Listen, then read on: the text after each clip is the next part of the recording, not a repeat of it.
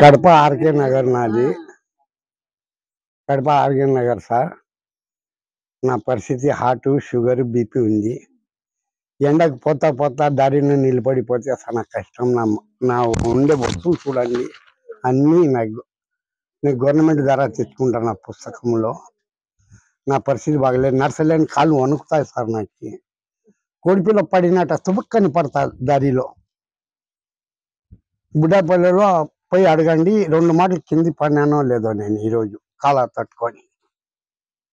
ఏ ప్రభుత్వం ఇట్లా చేయలేదు సార్. మీరు చేసుకోండి, ఓట్లు అడిగి వేయించుకోండి.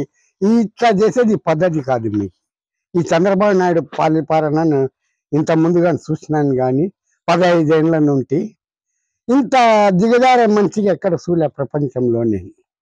ఎందుకంటే నువ్వు అడుగు, ఓట్లు ధర్మంగా అడిగి వేయించుకో, అదొక రీజన్ ఉంటుంది. కానీ ఇది ఏంది సార్, మాట వాళ్ళ ముసలి అవరే పోయి వారంటీలకు ఇచ్చి రానిలే, ఏదో 2 ఓట్లు నాకు పడతాయి కదా అనే కథనం వస్తుంది. ఇట్లా అయితే కన్నా ఉండే దరిద్రం పోతుంది. ఇంకా ఈయనకి ఇది నాకు తెలిసిన కాటికి మీరు ఏమని అనుకోండి సార్. నేను నర్సలేను సార్, మన కాలు వణుకుతాండా, చూసాక మంచి బాగుండా.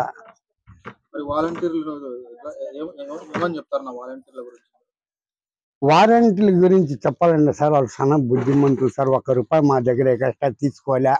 మేము ఇలే వాళ్ళకి 6 గంటలకి, 6:30కి, 7కి ఇచ్చిపోతున్నారు వాళ్ళ దావ వాళ్ళు పట్టుకొని.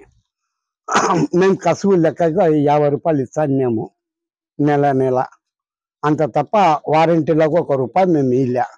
ఏంటికి వాళ్ళకి మా ఈ రంజాన్ నెలలో వాళ్ళకి చెప్తే మాకు దేవుడు ఒప్పడు. ఏం సార్, ఈ చంద్రబాబు నాయుడు పరిపాలన నాకు సరిపోలేదు సార్.